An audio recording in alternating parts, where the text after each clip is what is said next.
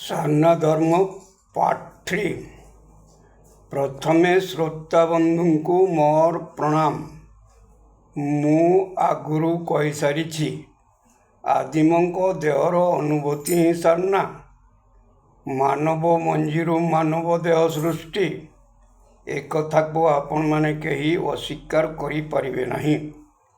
ମାନବ ଶରୀର ଦୁଇ ପ୍ରକାର, ବାହ୍ୟ ଶରୀର ଏବଂ ଅନ୍ତ ଶରୀର।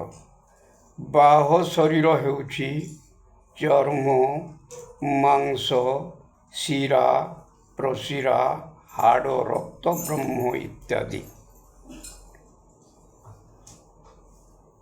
ଅନ୍ତ ଶରୀର ହେଉଛି ମନ, ଇଚ୍ଛା, ଭାବନା ବା ଚିନ୍ତା ଦ୍ୱାରା ଗଠିତ।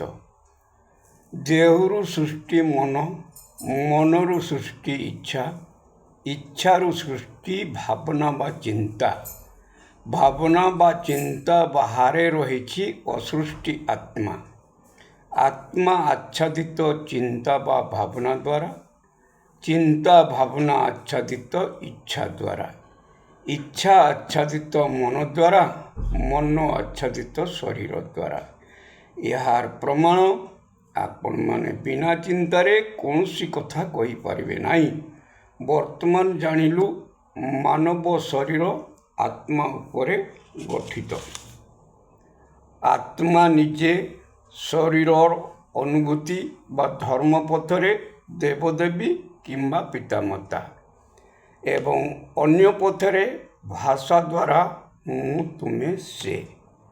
ଆତ୍ମାକୁ ମାନିବା ମାନ୍ୟତା ହିଁ ମାନବ। ଆତ୍ମାକୁ ନ ମାନିବା ଅମାନ୍ୟତା ହିଁ ପଶୁ ପକ୍ଷୀ ମାନବ। ପଶୁ ପକ୍ଷୀ କୀଟ ପତଙ୍ଗ ବୃକ୍ଷଲତା ସମସ୍ତେ ଜୀବ। ଜୀବଙ୍କ ଧର୍ମପଥ ଏକ, ଅହଂ ଭାଷା ପଥ ଅଲଗା ଅଲଗା।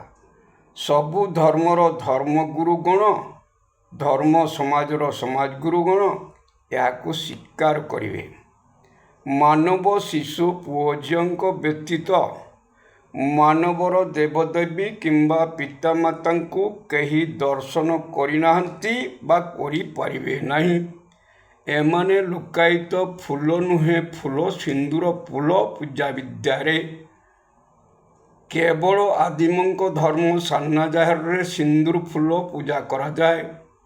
ଭିଡ଼ିଓଟି ଦେଖି ଶୁଣି ସାରିବା ପରେ ପରବର୍ତ୍ତୀ ଅଧ୍ୟାୟ ଜାଣିବା ପାଇଁ ଲାଇକ୍ କରି ଅନ୍ୟକୁ ସେୟାର କରନ୍ତୁ। ଆଜି ପାଇଁ ଏତିକି। Jagadananda Hembram, head post Bangiriposi, district Mayurbhanj, Odisha.